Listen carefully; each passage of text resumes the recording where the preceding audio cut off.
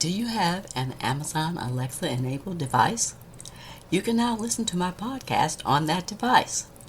Just go to Alexa Skills, search for K-12 Education Untangled, click Enable to enable that skill, and voila! You're now able to listen to my podcast via your Alexa enabled device.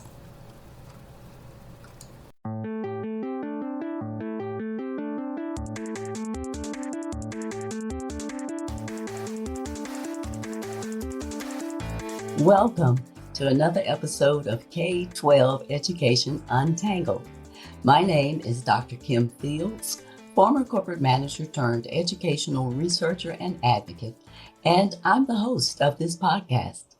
I got into this space after dealing with some frustrating interactions with school educators and administrators, as well as experiencing the micro-discriminations that I faced as an African-American mom raising my two kids who were in the public school system.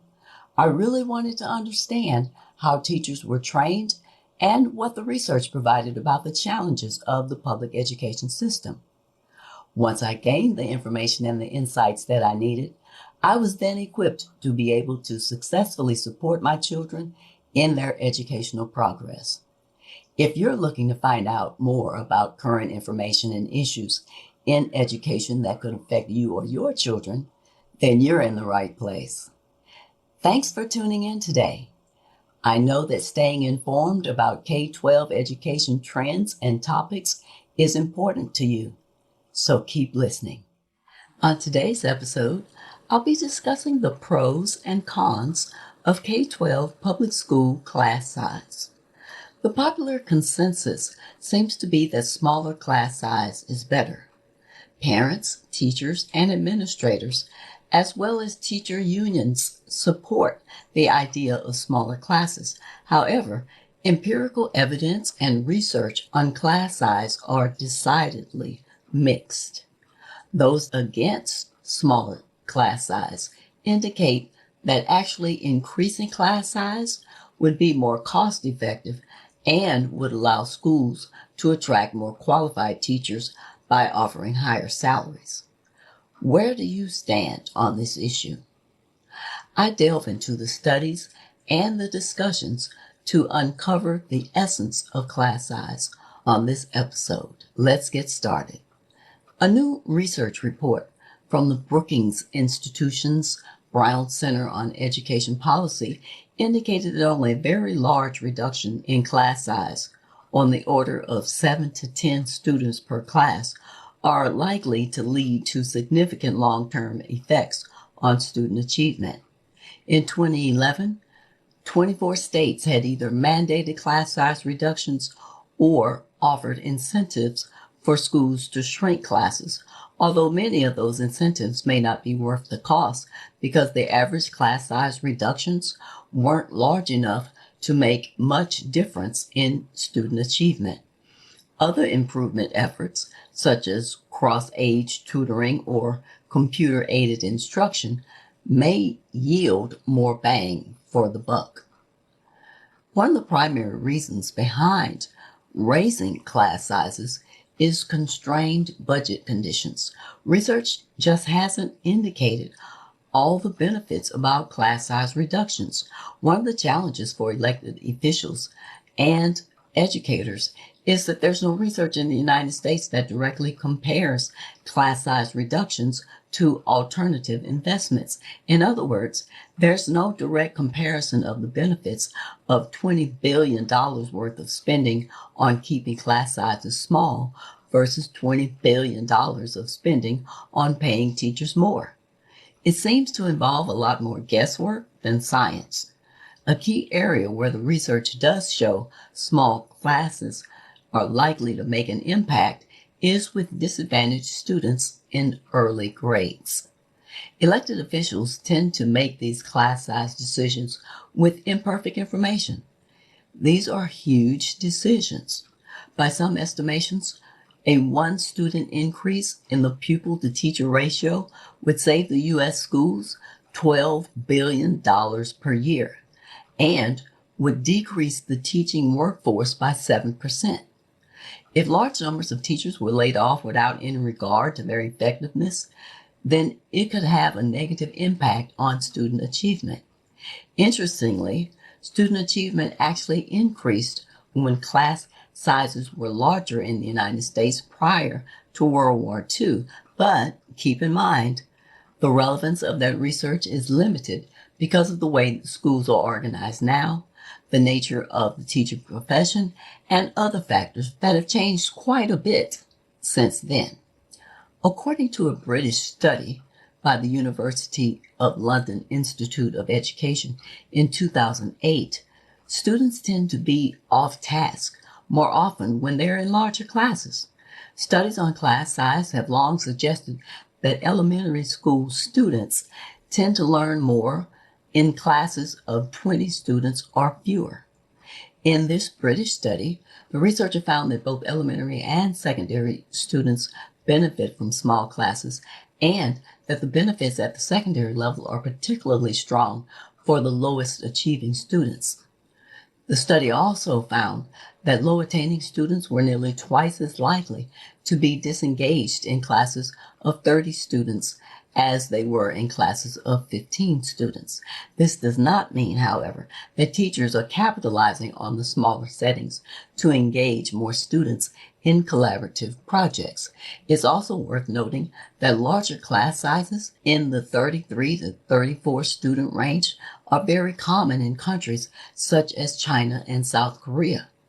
High achievement in those countries is still achieved, although culture may play a significant role. A new study suggests that reducing class sizes, a popular policy among parents, teachers, and lawmakers, might not necessarily reduce the achievement gaps that exist between students in a given classroom. Project STAR was a longitudinal research study on class size reduction in Tennessee. This study is considered the gold standard study. A researcher on the study found that relating class size didn't appear to narrow achievement gaps between students. The researcher also found that there was, in fact, a range from the lowest achievers to the highest achievers, and it was greater in the smaller classes of 13 to 17 children than it was in larger classes of 22 to 26 students. Basically, this researcher found that high achievers benefited more from being in small classes than low achievers. This indicates that the achievement gap was larger in small classes and in regular sized classes. As with many school improvement methods, the results from class size reduction efforts are mixed. While some researchers say that smaller classes produce increases in student achievement, others argue that once class sizes drop, teachers must also alter their practices for students to benefit. Regardless of the debate, many policymakers and the public favor class size reductions, especially in the early grades. The academic benefits of small classes seem to be the greatest in kindergarten and first grade, and then fall off in second and third grades. Reducing class sizes seems to have an overall positive effect on groups of students that usually trail behind in academic achievement. These are typically students of color and students from low-income households. Instead of focusing on class sizes, educators and administrators need to focus on how schools are becoming more flexible to meet the needs of different children. In 2010, according to estimates from the U.S. Department of Education, the average class size was 25 students. Former Secretary of Education Arne Duncan indicated that districts should be shifting away from class size-based reduction that's not evidence-based. What constitutes evidence-based reductions has been at the crux of class size debate for more than a quarter of a century.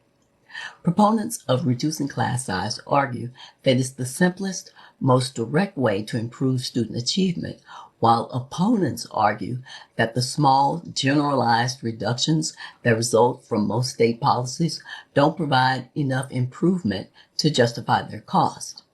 The federal class size reduction program, which have provided more than $4 billion in the 1990s was eliminated from the No Child Left Behind Act, the 2002 reauthorization of the Elementary and Secondary Education Act. Critics also argue that most class size reduction programs are too general and improvements aren't substantial enough to balance the cost of shrinking class sizes, which is one of the most expensive education improvement strategies. For example, Florida estimated that its class size program, which state voters decided November 2nd, 2010 to keep in place, would cost $40 billion over the next decade.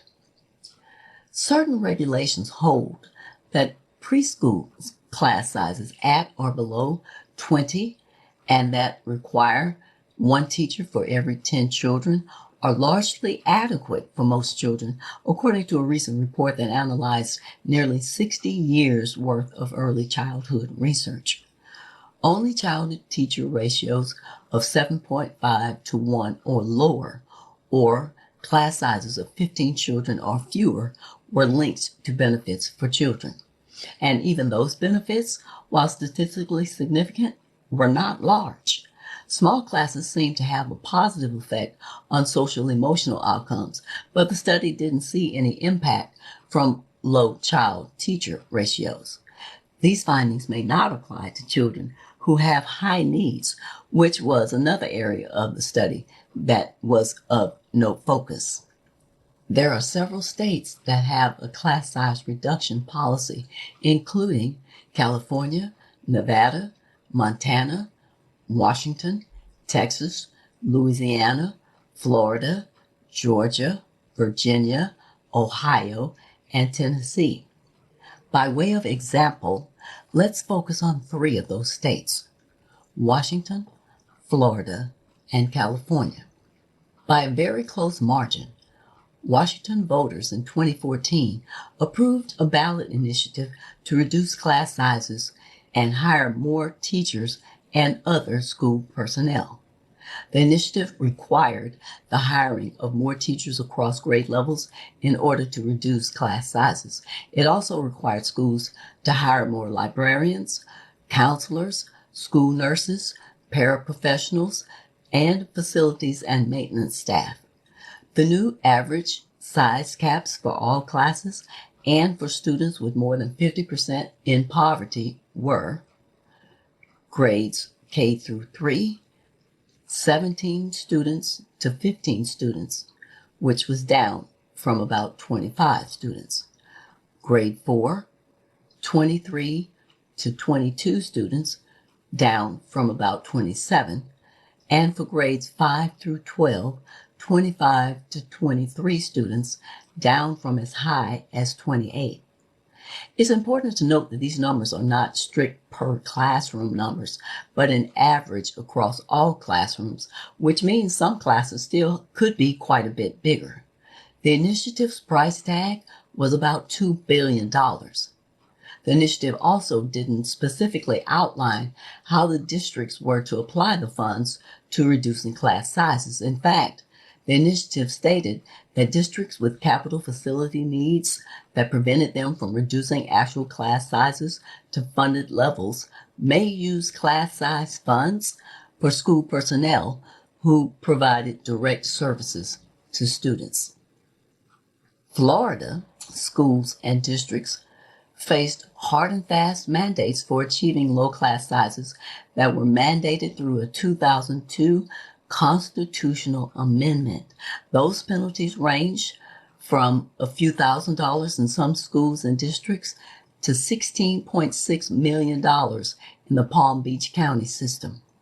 Schools and districts in Florida were required to max class sizes for course subjects at 18 students for grades K through 3, 22 students for grades 4 through 8, and 25 students for grades 9 through 12. The schools and districts that didn't meet these requirements stood to lose a portion of their class size categorical funds, with some of that money being reallocated to districts and schools that were in compliance. Districts across Florida have struggled with the class size requirements, which leaves many Florida districts in a bind. And now to California. California's push to reduce the size of classes in the primary grades has delivered a second year of small gains in achievement, according to a 2000 report from a consortium of research groups. That was the good news. The bad news was that teacher qualifications continued to decline, with the effects most pronounced in lower grades and in schools serving poor or minority children. This report came during California's fourth year of a closely watched $4 billion effort to reduce class sizes to 20 pupils or fewer from kindergarten through third grade. Here are the action steps that you can take regarding this information. One of the problems with increasing class sizes is that most American parents are concerned not only with their children's test scores, but also with their day-to-day experiences at school. Parents want their children to have meaningful personal relationships with their teachers, the sorts of life-changing experiences that many of us remember fondly when we think back on our favorite teachers. Lowering class sizes is extremely popular, and it would take a major public re-education effort to convince most Americans that larger classes are better classes. Most parents in this country would probably not believe that larger classes are actually better classes. It's important to take note of your personal feelings about class size and your perceptions about its effects on your child's learning. It also might be helpful to reflect back on the size of classes that you were in during your school years and whether your learning was impacted in a negative way if classes were larger.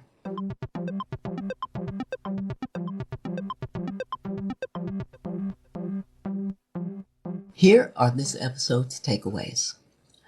One of the primary reasons behind raising class sizes is constrained budget conditions. Research just hasn't indicated all of the benefits about class size reductions. One of the challenges for elected officials and educators is that there's no research in the United States that directly compares class size reductions to alternative investments. In other words, there's no direct comparison of the benefits of $20 billion worth of spending on keeping class sizes small versus $20 billion of spending on paying teachers more. Critics argue that most class size reduction programs are too general, and improvements aren't substantial enough to balance the cost of shrinking class sizes, which is one of the most expensive education improvement strategies. As with many school improvement methods, the results from class size reduction efforts are mixed. While some researchers say that smaller classes produce increases in student achievement, others argue that once class sizes drop, teachers must be altering their practice for students to benefit. Regardless of the debate, many policymakers and the public favor class size reductions, especially in the early grades. The academic benefits of small classes must seem to be the greatest in kindergarten and first grade, and then fall off in second and third grades. Reducing class sizes seems to have an overall positive effect on groups of students that usually trail behind in academic achievement. These are typically students of color and students from low-income households. If this is the type of subject matter and discussion that resonates with you, please follow my podcast on whatever service you're listening to this. Also, I'd love to hear from you, so please leave me a rating, a review, or a comment on Apple, Stitcher, or Podchaser. You can also rate my podcast at ratethispodcast.com. If you like this podcast, the best way to support me and help me grow it is by leaving a review. This helps my rankings and entices other people to listen to the show. And share this episode with anyone that you think would find it valuable. Be sure to tell your friends, family, and community about my podcast. Additionally, Connect with me on Instagram and Facebook with the handle Kim J. Fields. Thanks for listening today. I hope you'll come back for more K-12 educational discussions with even more exciting topics to untangle. And be sure to stay tuned. On the next episode, I'll be discussing navigating the school district. Until next time, aim to learn something new every day.